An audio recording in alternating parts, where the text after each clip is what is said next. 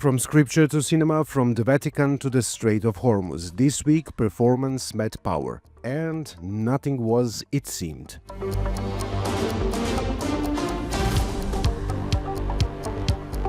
From Lisbon, this is Frontlines and Backrooms Brief, the stories shaping the week.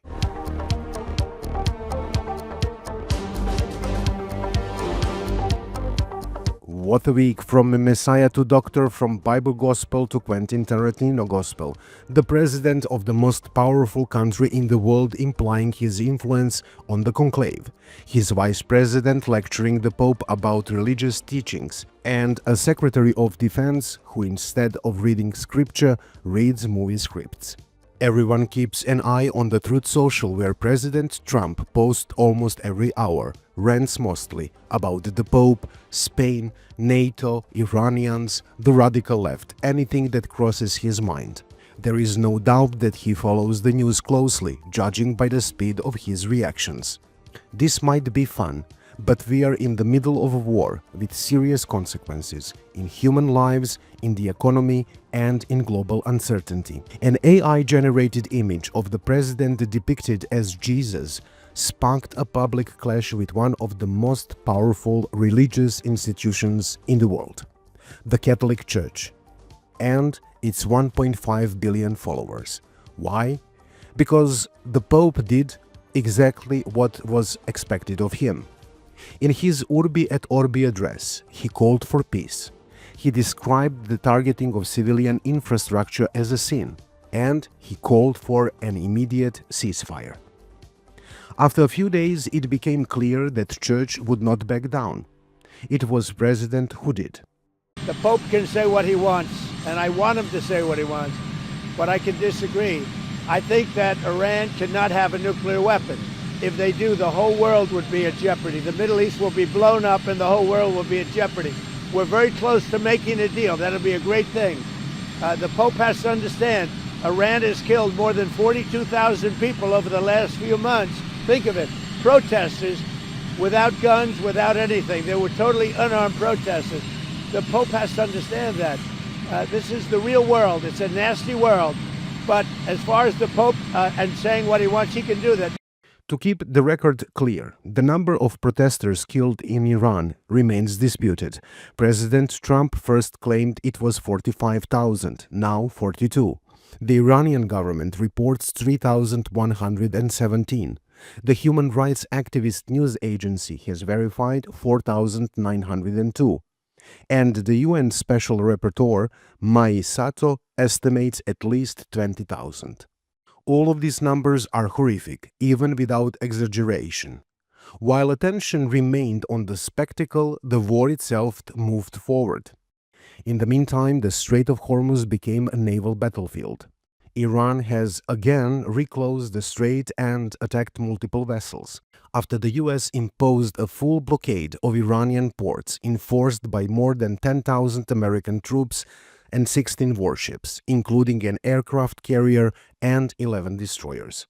In the first 48 hours alone, US forces turned back between 10 and 14 vessels attempting to breach the blockade. The Pentagon released audio of warning broadcast to all ships in the region. The U.S. has announced a formal blockade of Iranian ports and coastal areas.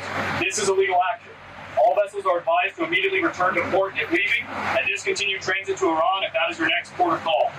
Do not attempt to breach the blockade. Vessels will be boarded for interdiction and seizure transiting to or from an Iranian port. Turn around and prepare to be boarded. If you do not comply with this blockade, we will use force. The whole of the United States Navy is ready to force compliance. Now. The stakes could not be higher. Let's be clear about how we got here. Iran has effectively controlled the strait since the war began on February 28, using its position to pressure global oil markets. When US-Iran peace talks collapsed in Islamabad on April 11th, Washington made a strategic decision. On April 13th, the US Navy began enforcing a counter-blockade, stopping ships from entering or leaving Iranian ports. General Dane Kane, chairman of the Joint Chief of Staff, described U.S. destroyers maneuvering like high-powered sports car in a supermarket parking lot on a payday weekend. So far, no shots have been fired. Iranian vessels have chosen to turn back rather than confront US warships. But Tehran has now threatened to escalate further, warning for the first time of a potential Red Sea blockade, a move that would choke the Bab el-Mandeb Strait and effectively close two of the world's most critical shipping routes. Iran's strategy is not about winning militarily. It cannot. It is about survival through cost imposition, making the war so expensive, economically and politically, that the United States chooses to step back. This strategy rests on three pillars. First, economic attrition, keeping oil prices high enough to pressure Western leaders. Second, political pressure, fueling anti-war sentiment in the United States ahead of the midterms elections. And the third, diplomatic cover, maintaining back channels while the conflict continues. Despite the blockade, Iran continues to export oil. Maritime data shows that at least 7 Iran-linked vessels passed through the strait after the blockade began, some switching off their transponders to avoid detection. Washington faces its own dilemma. The US has degraded Iran's missiles and naval capabilities, but the regime remains in place. There has been no regime change.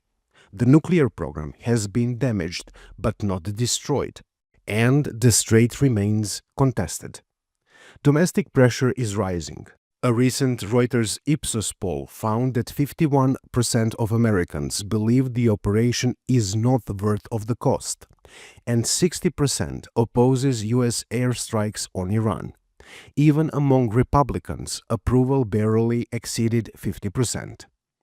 President Trump has declared the operation almost over, while Vice President J.D. Vance speaks of a grand bargain, a comprehensive deal in which Iran abandons its nuclear program in exchange for economic integration.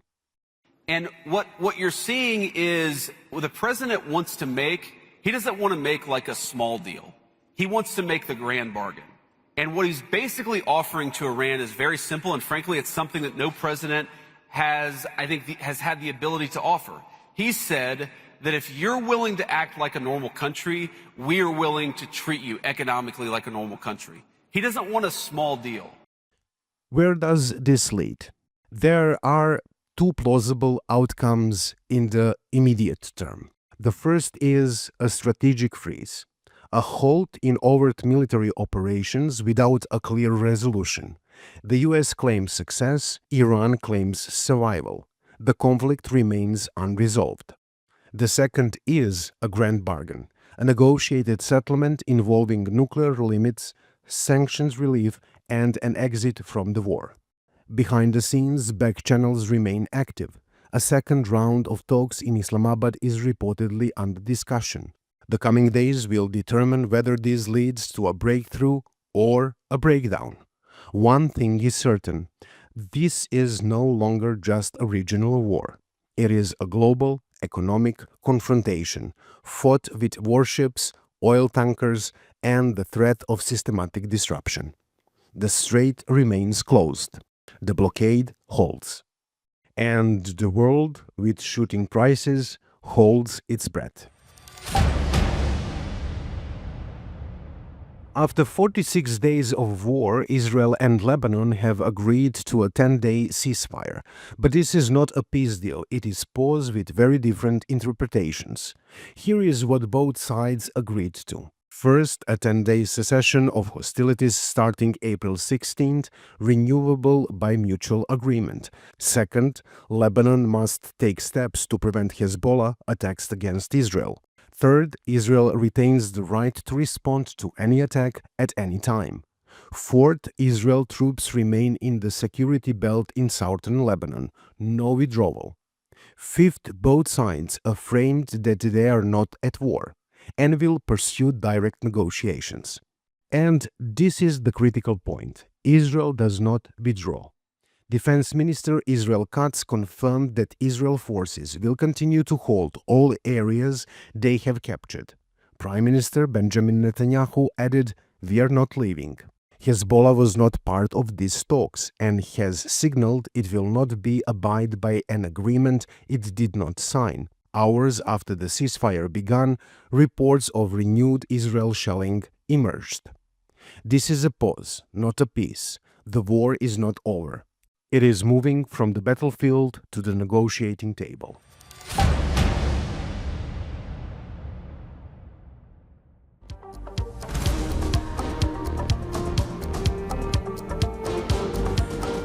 A new episode of Frontlines and Backrooms will be released on Wednesday. We will be speaking with Professor Hussein Banai about how political leaders justify escalation and where ethical constraints break down under strategic pressure. Next weekend, we will release our first special episode, this time on how climate change could be a cause for future wars, and where those wars will be fought. In the meantime, you can listen our interview with Muin Rabani, and if you want to understand Lebanon, Iran, Hezbollah and Israel better, we have interviewed Dr. Randa Slim. She will give you unprecedented insights about those four and their relations. And that's the world this week. From the Frontlines and the Backrooms, I'm Vladimir Bobetic, and until next time, keep looking beyond the noise.